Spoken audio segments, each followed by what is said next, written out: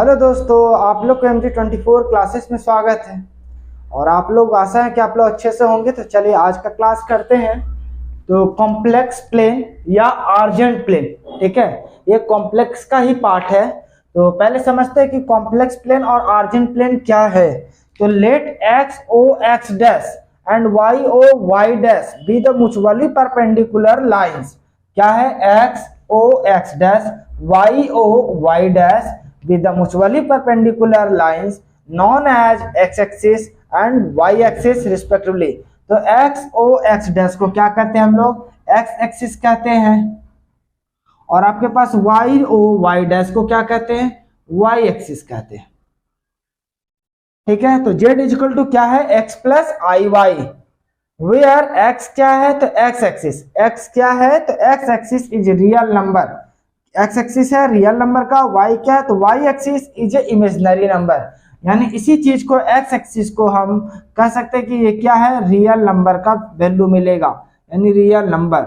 और इसको क्या कहेंगे हम? वाई एक्सिस को इमेजिनरी नंबर। अब थोड़ा इसमें और समझिएगा। ये आपके पास कोऑर्डिनेट जो है, अगर आप किसी कोऑर्डिनेट को दर्शाते हैं तो एक्स वाई में दर्शाते हैं, यानी पहले एक्स फिर वाई।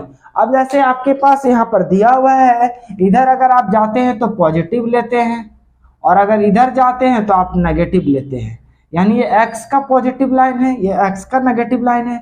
ये ऊपर जाते हैं अपवर्ड में तो y का पॉजिटिव लाइन है, ये y का डाउनवर्ड नेगेटिव है। ठीक है, तो आप दिखाते हैं x, y, तो ये आपके पास दोनों x भी प्लस मिलेगा और y भी प्लस मिलेगा। ठीक है, और इसमें x क्या होगा? नेगेटिव मिलेगा, y क्या मिलेगा? पॉजिटिव मिलेगा। और ये आपके पास x भी नेगेटिव मिलेगा और y भी क्या मिलेगा? नेगेटिव, यानी x, y। और इस क्वाड्रेंट में आते हैं तो x क्या मिलेगा? पॉजिटिव मिलेगा और y क्या मिलेगा? नेगेटिव मिलेगा। अब आपके पास देखिए यहाँ पे ये जो क्वाड्रेंट है ना, वो 4 क्वाड्रेंट में बट गया है। फिलहाल अभी इसे बेसिकली हम जानते हैं कि जितना कॉम्प्लेक्स में यूज है, बाकी ट्रिगोनोमेट्री में और भी पढ़ेंगे इसके बारे में। ये जो क्वाड्रेंट 4 क्वाड्रेंट में बट जाता है तो इसको कहते हैं हम लोग फर्स्ट क्वाड्रेंट कहते हैं। क्या कहते हैं? First quadrant. इसको क्या कहते हैं? सेकेंड क्वाड्रेंट कहेंगे। और इसको क्या कहते हैं? Third quadrant. और इसको क्या कहेंगे? Fourth quadrant.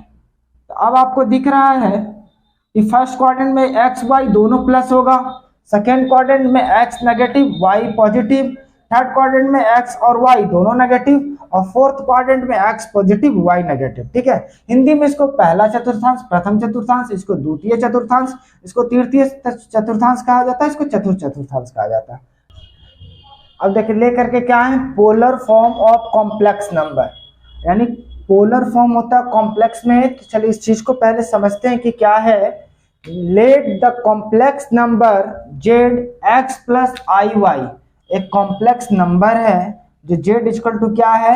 x plus I y, be represented by the point P x comma y, यानी पॉइंट क्या हो गया? x comma y in the complex plane. अब एक फिगर से समझते हैं। जैसे ये आपके पास x एक्सिस है ये, और ये y एक्सिस है, तो x o x dash y o y dash. अब इससे आपके पास एक पॉइंट लिया गया जो थीटा बनाया जा रहा है, तो हम कह सकते हैं कि angle XOP, angle XOP equal to क्या बनाया जा रहा है? थीटा। ठीक है, अच्छा OP यानी OP इक्वल टू R। एक R को हम मान लेते हैं कि ये R है पॉइंट, और ये पॉइंट आपके पास जो P लिखा हुआ है वो x, y है।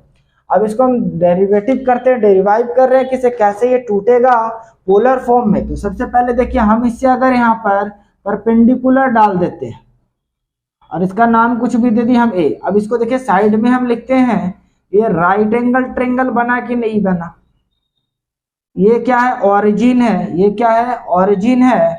और ये आपके पास पॉइंट पी है और ये है, तो ये एक राइट एंगल ट्रायंगल बन रहा 90 डिग्री। अब आपके पास ये देखिए कि ये कौन सा एक्सिस? ये आपके पास वर्टिकली है, यानी ये वाई एक्सिस कह सकते हैं। तो यहाँ से यहाँ तक का डिस्टेंस आपके पास क्या हो जाएगा? वाई। अच्छा, यहाँ से यहाँ तक का डिस्टेंस को हम क्या मान लेते हैं? एक्स। क्यों मान रहे? क्योंकि आपके पास पॉइंट क्या दिया हुआ था? एक्स कोमा वाई, यानी यहाँ से यहाँ तक का डिस्टेंस क्या है? एक्स है। और आपके पास यहाँ से यहाँ तक का डिस्टेंस क्या है? y है, तो इसी को वर्टिकली में y दिखा दे रहे हैं हम यहाँ पर, और इसको x। अब इसी चीज को, और ये आपके पास OP क्या है, r। अब अगर हम ट्रेंगल चलते हैं, ध्यान समझिएगा, आप लोग 9th में पढ़े होंगे ट्रेंगल के बारे में। तो इन ट्रेंगल AOB में, AOB, तो आप कह सकते हैं एक बार OA बटा OP। अब base by hypotenuse, base by hypotenuse क्या होता है, कॉस थीटा। OA का वैल्यू क्या है, x है, OP का वैल्यू क्या है, r है, equal to cos theta.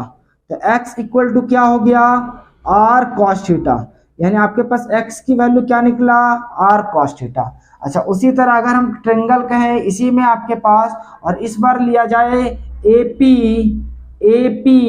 By OP, AP by OP, तो AP आपके पास क्या है, इक्वल टू क्या सकते हैं, यानी लंब परपेंडिकुलर बाई हाइपोटेनियस, तो क्या हो जाएगा, साइन थीटा। और AP क्या है, y, और OP क्या है, r, equal to sine theta. तो y इक्वल टू आप क्या कर सकते हैं, r sine theta. y equal to क्या कर सकते हैं, r साइन थीटा। अब आपके पास एक कॉम्प्लेक्स फॉर्म था, ये कॉम्प्लेक्स फॉर्म क्या है, z equal to x plus I Y. तो z और x के जगह पे आप क्या निकाले हैं, r cos theta, r cos theta plus i, और y के जगह पे क्या निकाले हैं, r sin थीटा। और यहां से आप r को कॉमन ले लीजिएगा, तो क्या मिलेगा, cos theta plus i sin theta. दोनों में आपके पास r दिख रहा है ना, तो हम r को बाहर कर दिए, तो क्या मिला, r cos theta plus i sin theta. और यही सी को हम पोलर फॉर्म कॉम्प्लेक्स नंबर कहते हैं। इसी को क्या कहते हैं, polar form of complex number, polar form of a complex number. इस चीज को आप स्क्रीनशॉट लिख ले लीजिए, क्योंकि इसमें और भी रिलेटेड बताना है अभी। तो z इक्वल टू क्या मिला, r cos theta plus i sin theta. और इस टर्म को थोड़ा सा याद रखना। अब जैसे x equal to r cos theta, x क्या था, तो रियल नंबर था, तो रियल में क्या मिलेगा, cos। अच्छा, y क्या है आपके पास, इमेजिनरी था, इमेजिनरी करे क्या मिलेगा, r sin थीटा। और ये प्रूव किए हैं, फिलहाल आप इसे स्क्रीनशॉट ले ले। अब देखिए पोलर फॉर्म तो पढ़े sir, z equal to r cos theta plus i sin theta, इसको क्या कहते हैं, पोलर फॉर्म। तो आपके पास जैसे कोई क्वेश्चन दिया हुआ रहेगा कि z equal to 5 plus 7i, या कुछ भी क्वेश्चन है प्लस माइनस में, और पोलर फॉर्म में फाइंड करने के लिए, या कन्वर्ट पोलर फॉर्म, तो आप कैसे सॉल्व करो। तो सबसे पहले आप पोलर फॉर्म को जानते हैं कि r cos theta plus i sin theta होता है, ठीक है। तो आप r का वैल्यू कहां से लाइएगा, तो अभी आप जस्ट पढ़े कि x इक्वल टू क्या होता है, r cos थीटा, और y equal to r sin theta. अब इसी से हम प्रूव करेंगे r का वैल्यू। आपको सिर्फ ये पोलर फॉर्म याद रखना है कि z equal to r cos theta plus i sin theta. अब r कैसे लाइएगा, तो हम इस दोनों इक्वेशन को स्क्वायरिंग करके ऐड कर देते हैं। तो जब इसका स्क्वायर करके ऐड कीजिएगा तो क्या मिलेगा, r square cos square theta मिलेगा, और इसको ऐड कीजिएगा तो क्या मिलेगा, r square sin square theta मिलेगा, और इक्वल टू ये दोनों का स्क्वायर करके ऐड कीजिए तो x square plus y square. अब ये दोनों से r स्क्वायर कॉमन आ जाएगा तो क्या मिलेगा, cos square theta plus sin square theta equal to आपके पास क्या होगा, x square plus y square. और sin square theta plus cos square theta का वैल्यू क्या होता है, 1। तो r square into 1 equal to क्या हो गया, x square plus y square. तो r स्क्वायर इक्वल टू क्या हो गया, x square plus y square. Square हटाइए तो क्या चढ़ जाएगा, root under x square plus y square. अच्छा, कोई भी कॉम्प्लेक्स फॉर्म दिया हुआ है, कॉम्प्लेक्स फॉर्म क्या है, z equal to x plus I y, उसी को तो इस पोलर फॉर्म में लिखे थे। तो अब r क्या दिख रहा है आपके पास कि x square plus y square, इसी का स्क्वायर मिला।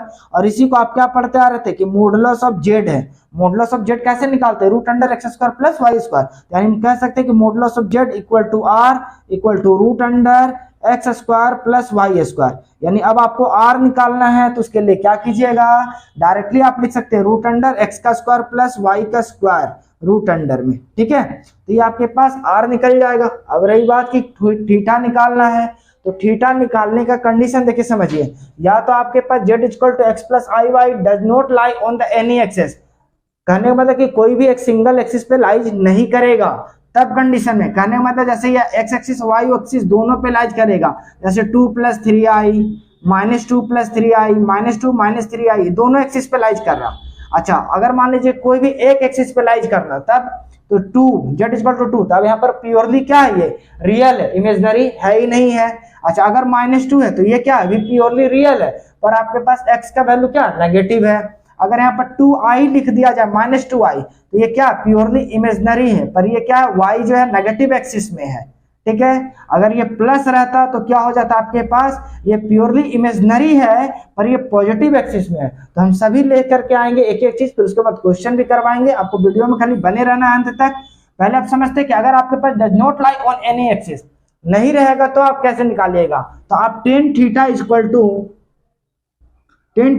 टू क्या लिखेगा, modulus of sorry tan alpha equal to लिखिएगा आप tan alpha equal to modulus of imaginary of z by real of z. Imaginary of z कहने का मतलब मॉडुलस मतलब समझ जाइए पहले कि अगर मॉडुलस के अंदर नेगेटिव वैल्यू मिलेगा तो बाहर क्या निकलेगा पॉजिटिव, और अगर अंदर पॉजिटिव है तो भी बाहर क्या निकलेगा पॉजिटिव। फिर से ध्यान से सुनिएगा, अगर मॉडुलस के अंदर नेगेटिव वैल्यू है तो बाहर क्या निकलेगा पॉजिटिव, अगर पॉजिटिव है तो फिर भी पॉजिटिव ही रहेगा, नेगेटिव नहीं होता है, ठीक है। तो ये मॉडुलस का मतलब हुआ। तो अब इमेजनरी ऑफ जेड बटा real of z, imaginary of z कहने का मतलब क्या y और रियल ऑफ जेड कहने का मतलब क्या x, तो ये मॉडुलस में। अब आपको पता है कि कॉम्प्लेक्स फॉर्म है तो ये क्या है इमेजनरी है और ये क्या है रियल है, तो imaginary of z by real of Z. और ये सब आप लोग को पहले का वीडियो में बता चुके हैं एक एक चीज। तो हम कह सकते हैं कि tan अल्फा इक्वल टू ये, तो अब आपके पास ये tan अल्फा निकलेगा, क्या निकलेगा यहाँ से tan alpha imaginary of Z और बाय रियल ऑफ जेड। पर हमको चाहिए क्या, थीटा चाहिए, हमको क्या चाहिए थीटा चाहिए। तो अब थीटा निकालने के लिए भी हम समझते हैं, तो थीटा निकालने के लिए अब क्वाड्रेंट में बढ़ जाता है, क्या में बढ़ जाता है क्वाड्रेंट में। अगर फर्स्ट क्वाड्रेंट में है सर, अगर फर्स्ट क्वाड्रेंट में है तो थीटा आपके पास क्या होगा, तो थीटा इक्वल टू अल्फा हो जाएगा। ये फर्स्ट क्वाड्रेंट की कंडीशन चल रही है, ये फर्स्ट कंडीशन, फर्स्ट क्वाड्रेंट 4 है ना, फर्स्ट सेकेंड थर्ड फोर्थ, तो ये फर्स्ट क्वाड्रेंट का कहानी है कि अगर फर्स्ट क्वाड्रेंट में है तो आपके पास थीटा इक्वल टू क्या हो जाएगा अल्फा।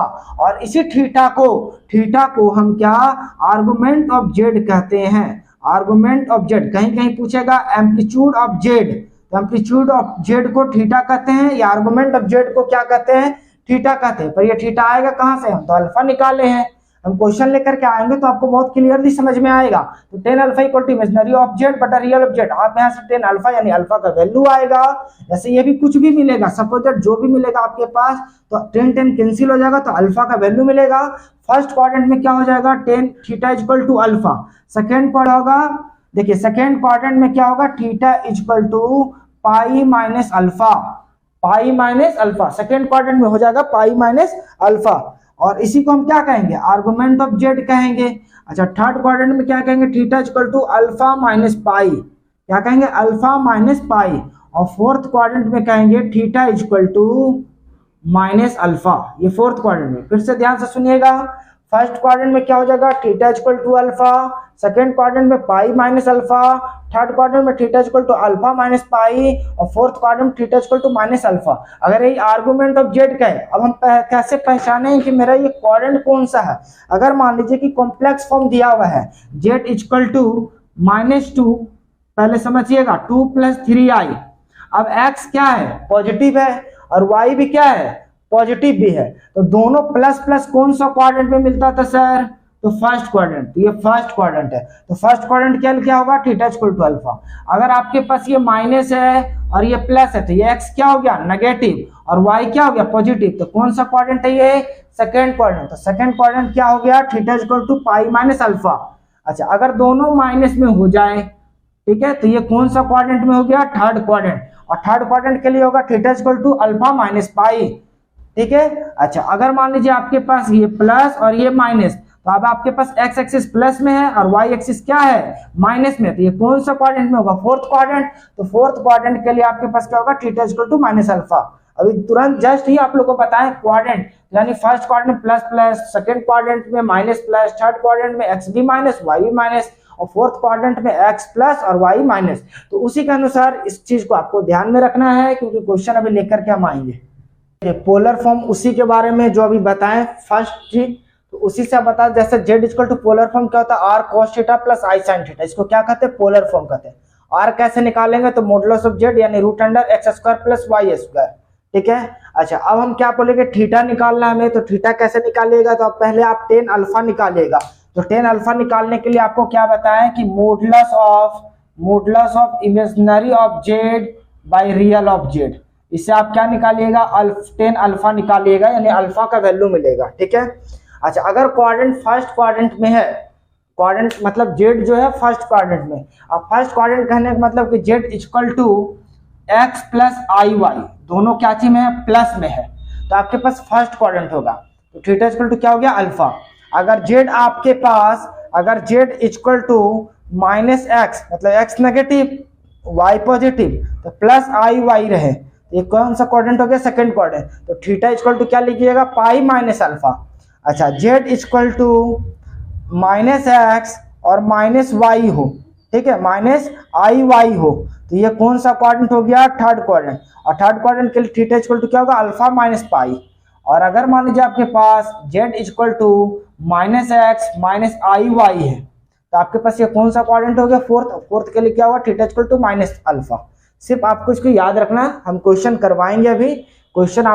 अब जैसे दूसरा पॉइंट को ध्यान रखना है कि when z equal to x plus I y lies on the one of the axes, one of the axes मतलब आपके पास एक्सेस क्या होता है, दो एक्सेस होता है, एक एक्स एक्सिस और दूसरा वाई एक्सिस, तो दोनों में से किसी एक एक्सिस पे लाइज कर ला। तो आप जैसे when Z is purely real, purely real कहने का मतलब कि that is imaginary of Z, imaginary of Z क्या होगा सर, जीरो। अच्छा पूर्ण रूप से रियल है तो इमेजिनरी क्या होता है, जीरो होता है। तो अब जेड इक्वल टू क्या, इसी को हम कह सकते हैं प्लस एक्स वाई, मतलब यहाँ कहने का मतलब कि जीरो आई, इमेजिनरी क्या है, जीरो है।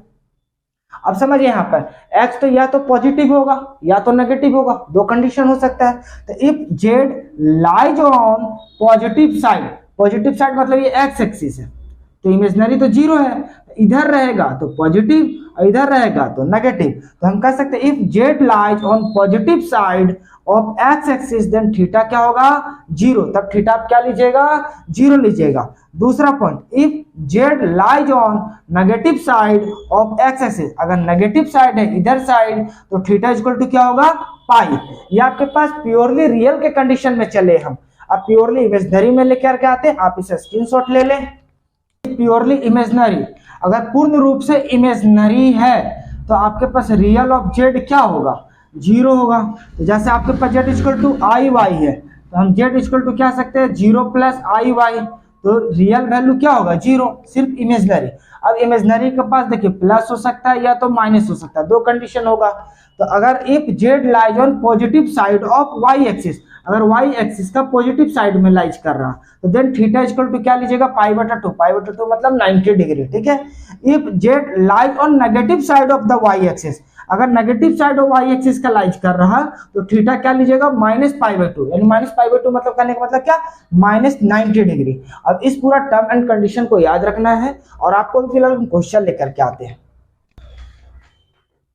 अब देखिए क्वेश्चन लेकर के आए हैं, क्वेश्चन देखिए क्या, convert each of the following complex number into polar form.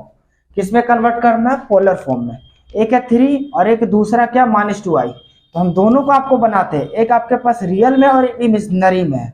अब ध्यान से इस चीज को सुनिएगा, आपको क्लियर हो जाएगा।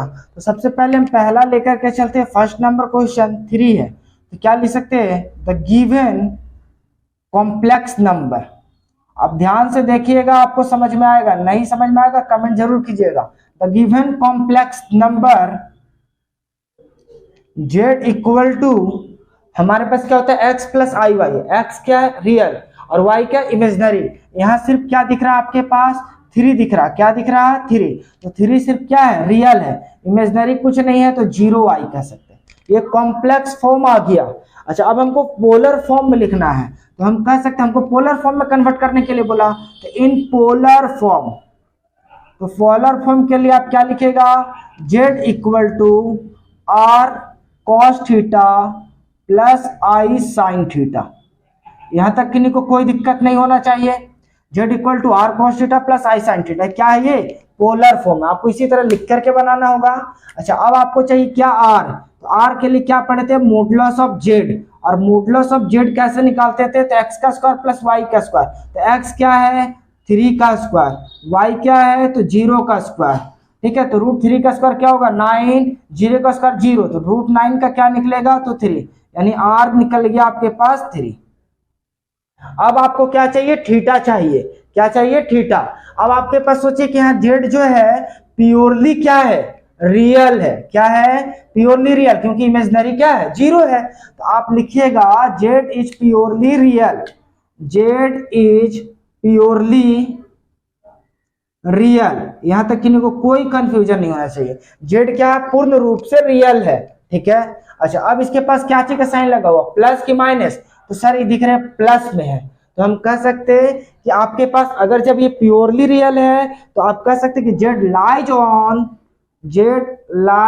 On x axis, x axis पे तो लाइज कर रहा है क्योंकि रियल है, पर कहां पॉजिटिव साइड, कहां कर रहा है ये पॉजिटिव साइड।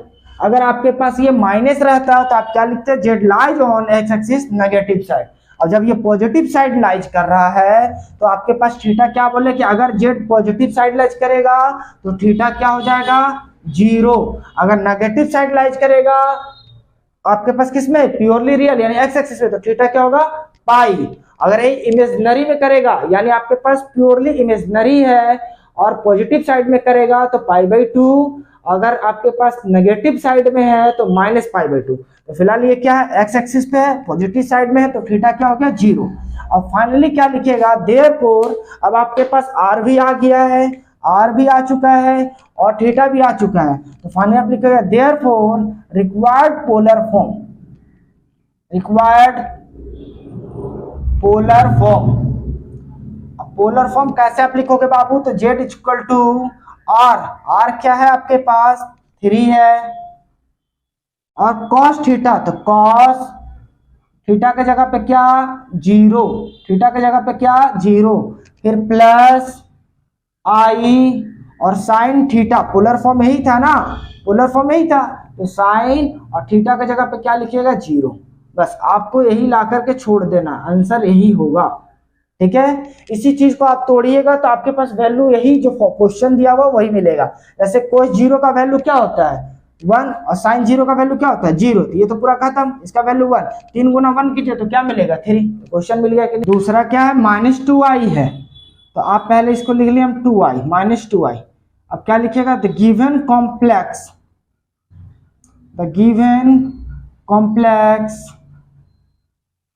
ठीक है। तो z इक्वल टू क्या लिखिएगा given complex number z equal to, अब यहाँ रियल दिख रहा आपको नहीं तो क्या लिखिएगा 0 -2i।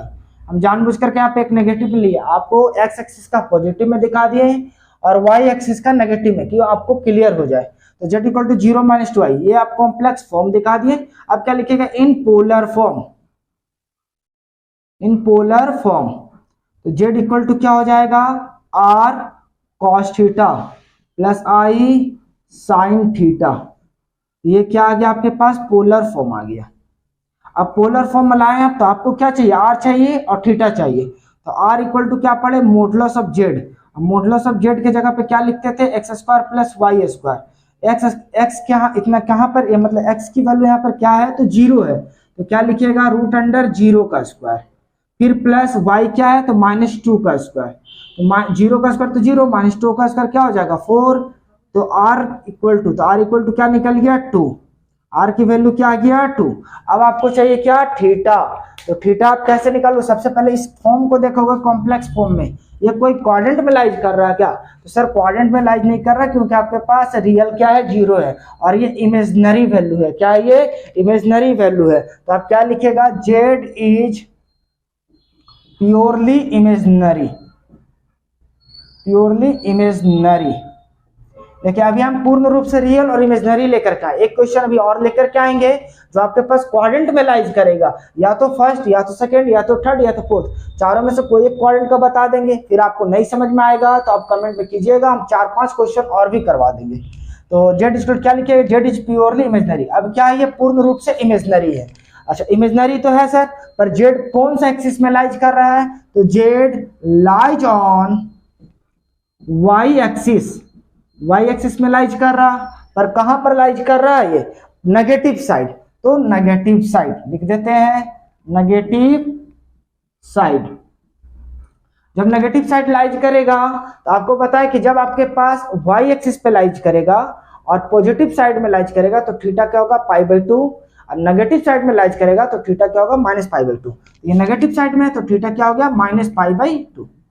तो अब आपके पास थीटा भी आ चुका है, आर भी आ चुका है, पोलर फॉर्म में दिखाना है तो क्या लिखिएगा, देयरफॉर रिक्वायर्ड पोलर फॉर्म।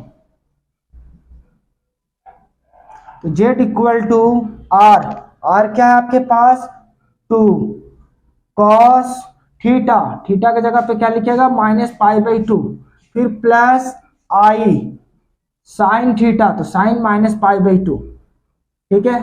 अच्छा यहाँ पर z equal to 2 cos minus theta क्या होता है, प्लस कॉस थीटा होता है, तो कॉस π/2 लिख दिए, ठीक है। कॉस माइनस थीटा क्या होता है, तो प्लस कॉस थीटा होता है, और साइन माइनस थीटा क्या होता है, तो माइनस साइन थीटा होता है, तो बाहर क्या लिख दिए, -i साइन π/2। और इस चीज को भी हम लिख देते हैं तो ये आपके पास पोलर फॉर्म आ गया। इस चीज को भी हम इधर साइड में लिख देते हैं, आपको ध्यान रखना है, और ऐसे ट्रिगो पढ़ाएंगे तो आप लोग को बता देंगे। Sine minus theta minus sine theta होता है,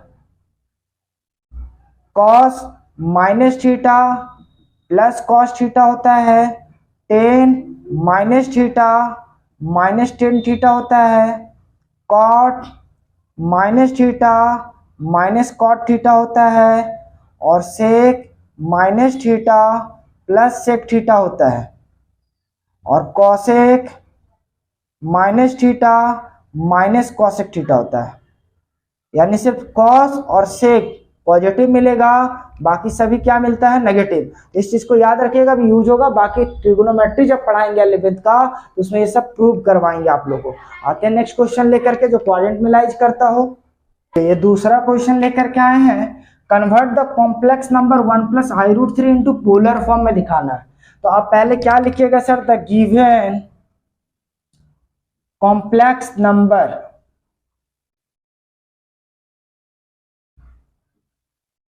z इक्वल टू 1 + i√3।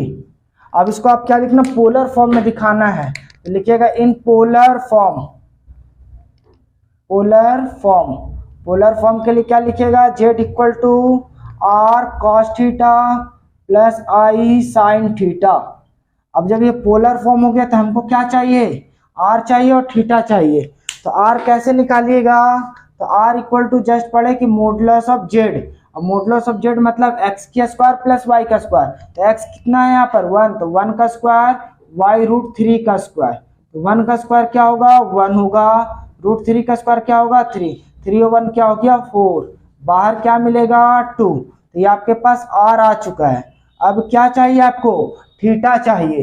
तो थीटा निकालने के लिए आप यहाँ पर देख रहे हैं कि ये क्वाड्रेंट है, ये कौन सा क्वाड्रेंट में, दोनों प्लस में, यानी फर्स्ट क्वाड्रेंट में। तो आप कह सकते हैं सर कि tan अल्फा, हम लोग डायरेक्टली तो थीटा नहीं निकालते हैं, जब क्वाड्रेंट रहता है तो tan अल्फा इक्वल टू पढ़े थे imaginary of z by real of Z. तो इमेजिनरी ऑफ जेड क्या है, इमेजिनरी ऑफ जेड आपके पास √3 है, और रियल ऑफ जेड क्या है 1 है, मॉडुलस। अब यहाँ पर tan अल्फा और रूट के, ये मॉडुलस के अंदर पॉजिटिव है तो भी क्या निकलेगा, प्लस ही निकलेगा। अगर माइनस रहता तो भी क्या निकलता, प्लस निकलता। अब ये tan अल्फा इक्वल टू √3 हम tan में ही देखेंगे कितने डिग्री में मिलेगा, तो ये tan 60 डिग्री में होता है। क्या होता है, tan 60 डिग्री, और 60 को हम क्या लिखेंगे π/3, क्योंकि पाई इक्वल टू क्या होता है 180। ये आप लोग को पहले वाले वीडियो में यूज कर चुके हैं। तो π/2 को क्या लिखेंगे 90, क्योंकि 180/2 कीजिएगा तो 90 डिग्री, π/3 कीजिएगा तो कितना हो जाएगा 60 डिग्री, π/4 कीजिएगा तो 45 डिग्री, और π/6 कीजिएगा तो क्या हो जाएगा 30 डिग्री। तो हम क्या लिख सकते हैं π/3, √3 का वैल्यू कितना मिलता है π/3 में। अब आपके पास tan कट जाएगा, तो अल्फा इक्वल टू क्या मिला π/3, ठीक है, तो ये तो अल्फा मिला ना, हमको क्या चाहिए, थीटा चाहिए। तो अब ये देखिए जेड कौन सा क्वाड्रेंट में लाइज कर रहा है, फर्स्ट क्वाड्रेंट, क्योंकि दोनों प्लस है। अगर एक ये माइनस रहता ये प्लस रहता तो कौन सा सेकंड क्वाड्रेंट होता, दोनों माइनस रहता तो क्या होता, थर्ड क्वाड्रेंट होता। ये प्लस और यहाँ पर माइनस लगा हुआ रहता तो क्या होता, फोर्थ क्वाड्रेंट होता। तो अब यहाँ पर क्या लिखिएगा, therefore Z lies in first quadrant. कहाँ लाइज कर रहा है ये, फर्स्ट क्वाड्रेंट में। जब फर्स्ट क्वाड्रेंट लाइज करेगा तो थीटा इक्वल टू क्या होगा, अल्फा, और अल्फा का वैल्यू क्या है, π/3, यानी थीटा का वैल्यू क्या हो गया, π/3। इसी को आर्गुमेंट ऑफ जेड भी कहते हैं, आर्गुमेंट ऑफ जेड या एम्पलीट्यूड ऑफ जेड भी कहते हैं। ठीक है, ये थीटा भी आ गया, आर भी आ गया। अब आपको क्या दिखाना है, पोलर फॉर्म दिखाना। क्या दिखाना है, पोलर फॉर्म। तो आप क्या लिखिएगा, required polar form, required polar form z equal to r. तो आर क्या निकला है sir, 2 cos theta, cos theta क्या, π/3, तो cos π/3 और प्लस i sin π/3 थीटा। और ये आपके पास क्या आ गया, पोलर फॉर्म, π/3 है यहाँ पे। ठीक है, और ये आपका सॉल्यूशन हो गया इस क्वेश्चन को। अब आपको इसका आप स्क्रीनशॉट ले लें और आप बताइए वीडियो आपको कैसा लगा, कमेंट में बताना है। अगर वीडियो पसंद आया तो आप वीडियो को लाइक करें, और अभी तक चैनल को सब्सक्राइब नहीं किए हैं तो कर लें, साथ ही साथ बेल आइकन को भी दबा लें कि हमारा जो भी नया वीडियो अपलोड हो आप तक नोटिफिकेशन मिल सके। और अपने दोस्तों में इसे ज़्यादा से ज़्यादा शेयर करें। जो भी आपके पास स्कूल या कॉलेज या ट्यूशन का ग्रुप स्टडी है फ्रेंड्स का, उसमें आप शेयर कर सकते हैं। अपने दोस्तों को भी बोले एक बार देखने के लिए। किसी तरह का दिक्कत होता है तो वो भी आप बताएं। अंत में वीडियो में बने रहने के लिए धन्यवाद।